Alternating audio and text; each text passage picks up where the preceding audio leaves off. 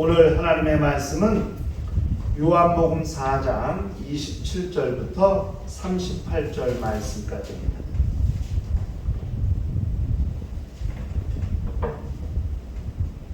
요한복음 4장 27절부터 38절 말씀까지입니다.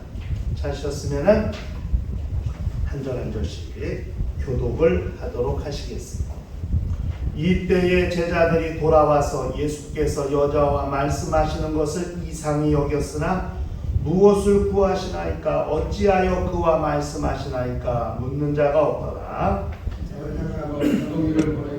동네로 들어가서 사람들에게 이르되 내가 행한 모든 일을 내가 말한 사람이 와서 보라 이는 그리스도가 아니냐 하니 그들이 동네에서 나와 예수께로 오더라. 그 사이에 제자들이 청하여 이르되 납비어 잡수소서 이르시되 내게는 너희가 알지 못하는 먹을 양식이 있느니라. 제자들이 서로 말하되 누가 잡수실 것을 갖다 드렸는가 하니 예수께서 이르시되 나의 양식은 나를 보내신 이의 뜻을 행하며 그의 일을 온전히 이루는 것 이것입니다. 너희는 넉 달이 지나야 추수할 때가 이르겠다 하지 아니하느냐. 그러나 나는 너희에게 이르노니 너희 눈을 들어 밭을 보라 희어져 추수하게 되었도다. 거두는 자가 이미 삭도 받고 영생에 이르는 열매도 모으나니 이는 뿌리는 자와 거두는 자가 함께 즐거워하게 하려 합니다. 그런즉 한 사람이 심고 다른 사람이 거둔다 하는 말이 옳도다. 내가 너희로 노력하지 아니한 것을 거두러 보내었노니 다른 사람들은 노력하였고 너희는 그들이 노력한 것에 참여하였느니라. 아멘. 우리 신앙생활은 신령한 양식을 먹으면서 사는 삶을 말하는 것입니다. 우리가 매일 적어도 3끼 식사를 하죠. 그 음식, 우리가 먹는 음식은 어떻게 보면 이런 영적 양식의 모형이라고 할 수 있습니다. 그 음식을 먹어야 육체가 힘이 나고 또 살 수 있는 것처럼, 육체가 힘을 쓸 수 있는 것처럼 우리 영혼도 신령한 양식을 먹어야 힘을 쓰고 또 온전할 수 있다는 것을 그 육체가 취하는 음식을 통해서 알 수 있는 것이죠. 영혼이 무슨 양식을 먹는가 이렇게 생각할 수도 있어요. 그러나 영혼도 먹어야 삽니다. 우리가 먹어야 할 영혼의 양식은 무엇일까요? 우리가 이미 알고 있는 것처럼 첫 번째는 말씀입니다. 말씀이 영혼의 양식입니다. 말씀은 영혼을 살게 하는 근원과 같습니다. 말씀을 먹지 아니하면 영혼이 살 수 없어요. 그 말씀을 먹어야 영혼이 살 수 있습니다. 예수께서 이미 당신의 살을 먹으라고 말씀하셨습니다. 요한복음 6장 53절부터 55절까지 아주 그 당시 사람들의 정서로서는 듣기에는 엄청나게 충격적인, 대단히 부담이 되는, 그리고 매우 어려운 그 말씀을 하셨는데 그것이 뭐냐면 예수께서 이르시되 내가 진실로 진실로 너희에게 이르노니 인자의 살을 먹지 아니하고 인자의 피를 마시지 아니하면 너희 속에 생명이 없느니라. 내 살을 먹고 내 피를 마시는 자는 영생을 가졌고 마지막 날에 내가 그를 다시 살리리니 내 살은 참된 양식이요 내 피는 참된 음료로다. 이렇게 말씀하셨습니다. 그러니까 그것을 듣고 있던 무수히 많은 제자들이 고민하고 갈등하고 고민하면서 야, 이 말씀은 너무 어렵다. 어떻게 저 사람이 자기의 살을 우리한테 줄 수 있겠느냐. 그리고 그 말을 그대로 직역해서 고지고대로 들으면 사람이 사람 고기를 먹어야 된다는 말이 아닙니까? 이 말이 이게 얼마나 충격적입니까? 근데 예수께서 말씀하시는 예수의 살은 본질이 말씀입니다. 예수의 살의 본질은 말씀이거든요. 그렇기 때문에 예수는 뭐라고 말씀하셨냐 하면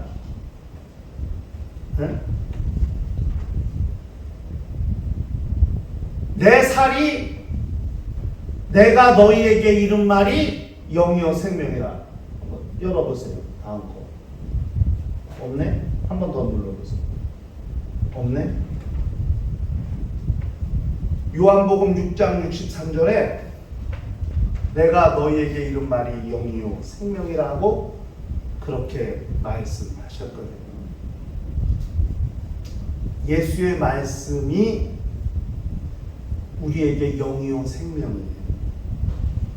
예수는 내 살을 먹으라는 말씀을 먹어야 한다는 것으로 그렇게 말씀하신 것을 잘 알아야 됩니다. 말씀을 먹지 않으면 영혼이 살 수 없습니다. 우리 영혼의 건강한 상태를, 온전한 상태를 유지하는 비결은 말씀을 먹는 겁니다. 그렇다면 말씀을 어떻게 먹어야 하나? 말씀을 먹는 방법이 무엇일까? 이불을 이렇게 먹어야 합니까? 성경책을 이렇게 우리가 찢어서 먹어야 됩니까? 옛날에 영어 공부할 때 막 영어 사전 외웠다면 그 외운 걸 종이를 찢어서 그걸 먹었어요. 그런 학생들이 있었어요. 영어 단어 외우려고 영어 사전 단어 한 장 외우면 그걸 차근차근 찢어서 먹고, 실제로 그렇게 공부하는 학생들이 있었어요. 저희 때. 얼마나 간절했으면, 얼마나 영어를 잘하고 싶고 영어 단어를 외우고 싶으면 외운 영어 사전을 찢어서 먹었을까요? 입으로 씹어 먹었어요, 실제로. 그런 학생들도 있었어요. 말씀을 먹는다는 게 뭘까? 말씀을 먹는다는 것은 말씀을 읽고 듣는 겁니다. 근데 요번에 제가 ESCM 과정을 들으면서 피터 엘라이 목사님의 강의를 듣는데, 이 묵상이라고 하는 거, 메디테이션, 영어로 묵상, 이 묵상에 대해서 굉장히 3시간 동안 그러면 제가 말씀을 읽고 그 읽은 말씀을 계속 되새김질하듯 계속 생각한다는 거예요. 마음으로.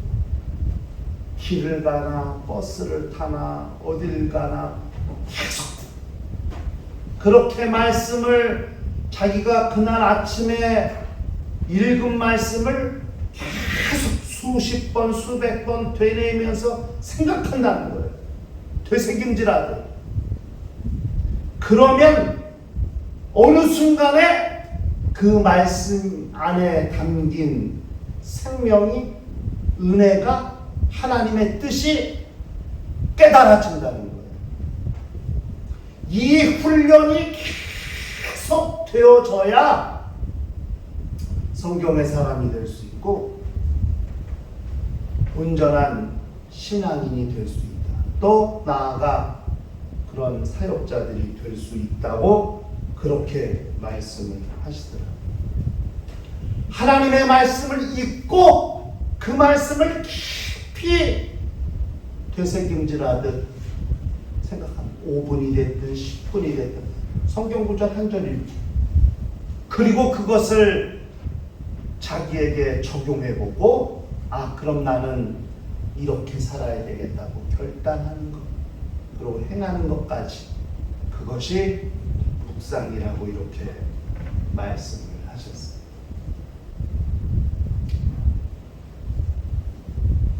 그분은 삶 가운데, 성경뿐만 아니라 삶 가운데 그런 걸 엄청 많이 느끼시더라고요. 아침 식사하고 숙소 베란다를 나갔는데 엄청난 벌레들이 막, 그래서 막 했는데 그 벌레들의 소리를, 또 벌레들이 자기를 귀찮게 하는 것에 신경 쓰여서 그것들을 멀리 막 보내려고 막 그러는데 갑자기 그 벌레들 소리 너머에서 작은 새가 노래하는 소리가 들려왔다. 그때부터 깨달아진 게 뭐냐면, 이 세상은 그렇게 하나님과 나 사이를 방해하려는 영적 존재들의 역사가 많은데, 그 영적 존재들과의 싸움 너머에서 하나님이 내게 들려주시는 하나님의 음성이 세밀하게 들려온다는 것을 느꼈다. 그러니까 이분은 예수님 같아요. 꼭 예수님이 지나가시다가 그 주위에 있는 것을 예화를 들어 이렇게 말씀하셨잖아요. 근데 그냥 아침 먹고 그날 오전 강의에 그 말씀을 하셨어요. 묵상 얘기. 평상시에 우리의 삶이 하나님을 향하여 열려 있습니다. 그렇게 그 만물을 통해서도, 벌레 소리, 새 소리를 통해서도 하나님과 사귀고 하나님과 교통하고 하나님이 자기에게 주시는 하나님의 음성, 하나님의 뜻을 깨달을 수가 있다. 말씀을 먹는다. 매 1년 12달 24시간 성경책을 갖고 다닐 수는 없으니까. 그러나 그 상황 가운데서, 그 현실 가운데서 나를 사랑하시는 그분의 속삭임, 그분의 만지심을 느낄 수 있다. 하나님의 말씀을 먹는다는 것. 또 설교를 듣는 거예요. 우리가 영적 수준이 낮고 그런 실력이 부족해서 성경을 읽어도 이것이 무슨 하나님의 말씀, 무슨 뜻인지를 알지 못하지만, 주의 종들이 성경 해석을 통해서 그 말씀 안에 담긴 하나님의 뜻을, 하나님의 생명을, 하나님의 은혜를 주의 종들이 열심히 성경을 해석해가지고 전달해주는 설교는 말씀을 통해서 하나님의 생명을 얻고 은혜를 얻기에 훨씬 쉽죠. 그럼으로써 우리 안에 생명을 유지할 수 있고, 하나님의 건강을 유지할 수 있고, 하나님의 힘을 유지할 수 있고, 하나님의 지혜를 유지할 수 있고, 하나님의 생각을 유지할 수 있죠. 비집고 들어오는 원수들의 역사, 인간적인 생각을 다 거부하고 하나님의 생각을 유지할 수 있는 비결은 그렇게 하나님의 말씀을 읽고 묵상하고, 그렇게 하나님의 말씀을 들음으로써 우리 안에 하나님의 역사가 계속 유지되도록 하는 것, 이것이 하나님의 말씀을 먹는 매우 중요한 방법이라는 것을 우리가 기억할 필요가 있습니다. 오늘 하나님의 말씀을 듣고 읽는 것만이 신령한 양식을 먹는 것이라고 생각하고 살았던 우리에게 신령한 양식이 무엇인가 예수께서 한 가지 더 말씀해 주시는 것이 오늘 본문의 내용이거든요. 그게 뭐냐? 신령한 양식을 먹는 두 번째 방법은 바로 하나님의 일을 하는 겁니다. 34절에 나의 양식은 나를 보내신 이의 뜻을 행하며 그 일을 온전하게 이루는 것이라고 그렇게 주님이 말씀하셨습니다.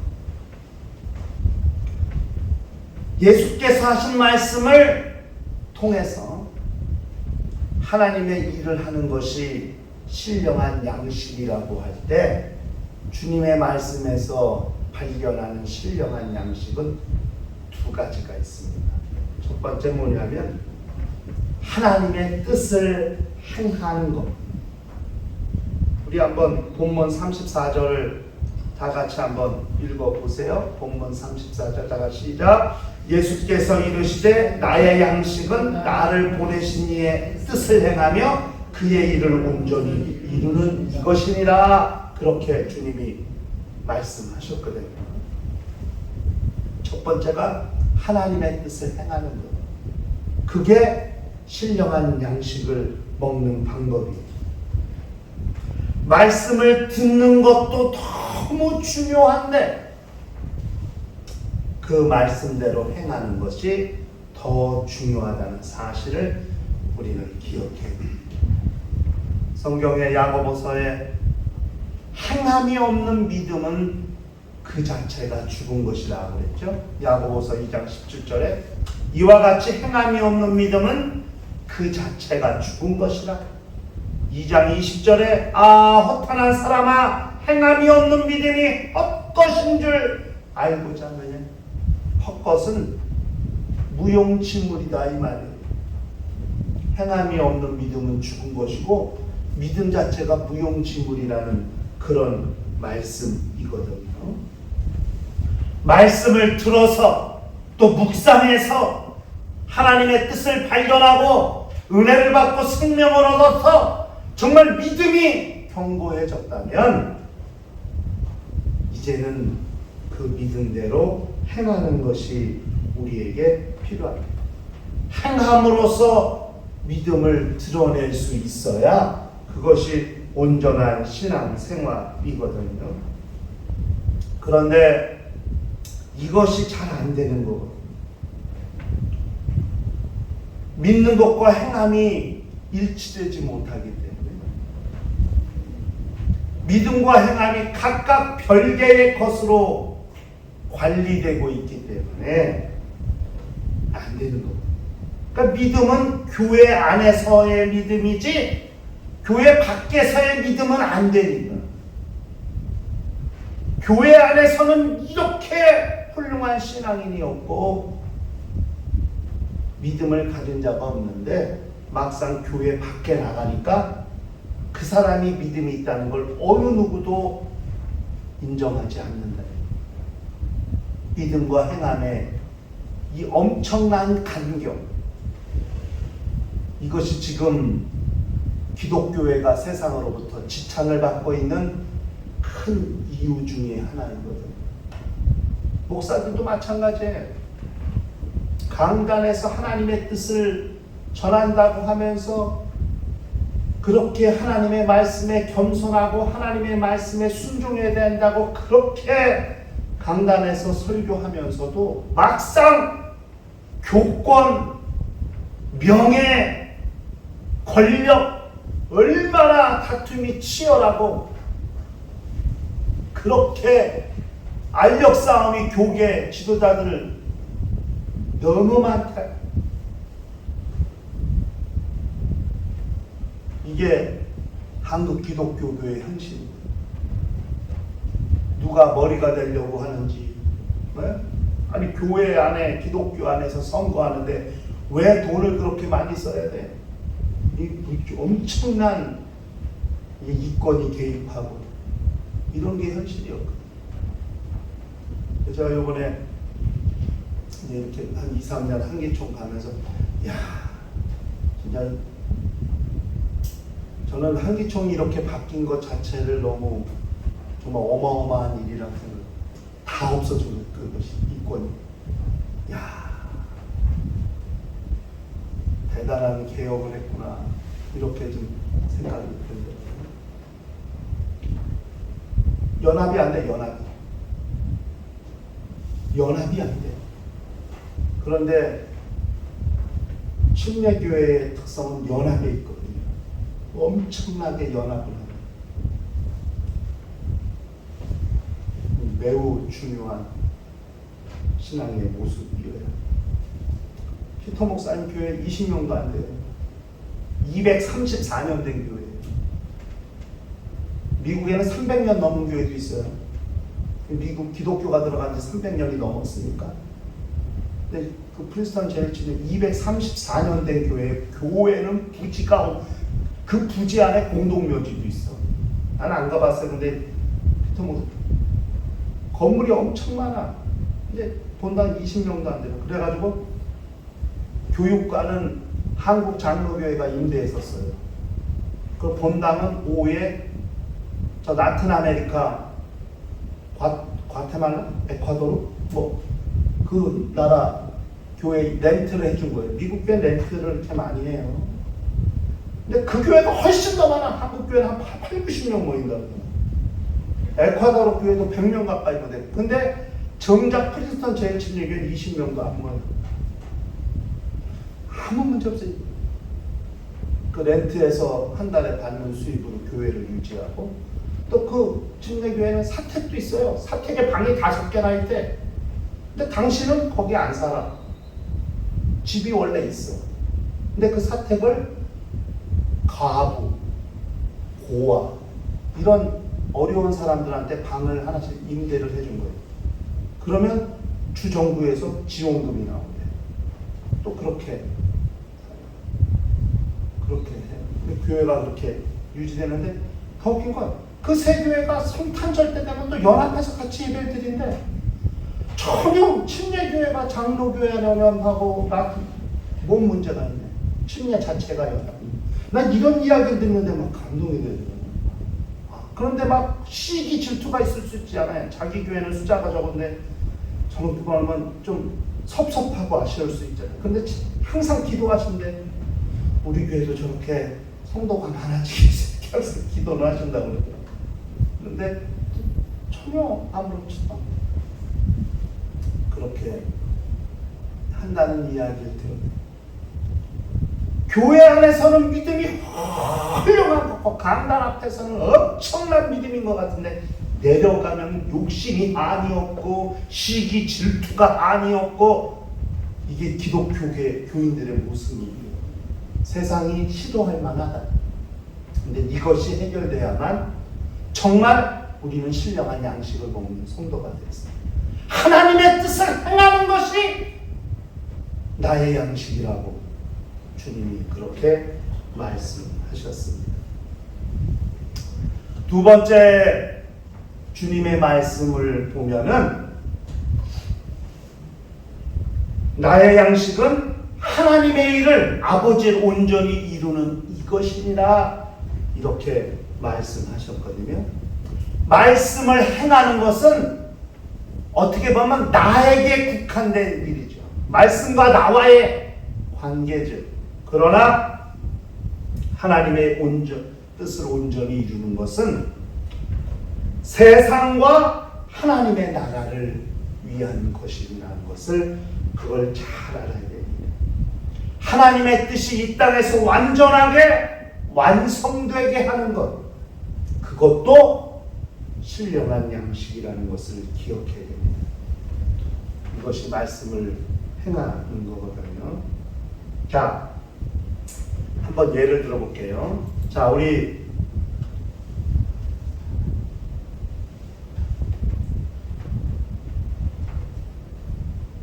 우리 한번 디모데후서 4장 5절을 한번 보시면은 이런 말씀이 있어요. 그러나 너는 모든 일에 근신하여 고난을 받으며 전도인의 일을 하며 내 직무를 다하라. 그래, 전도하라 하셨어요. 예를 들어 전도하라는 말씀이 들었어요. 그러면 전도하는 거예요. 욕을 먹던, 또 전도를 해도 결실이 없던, 그건 아무 상관이 없는 거예요. 말씀을 행하는 거예요. 말씀, 전도하라는 것이 하나님의 말씀이라면 비록 내가 영혼을 구원하지 못하고 영혼을 결실하지 못한다 할지라도 나는 하나님의 말씀을 행하는 거예요. 서로 사랑하라 그런 말씀이 있다면 원수도 사랑하는 거예요.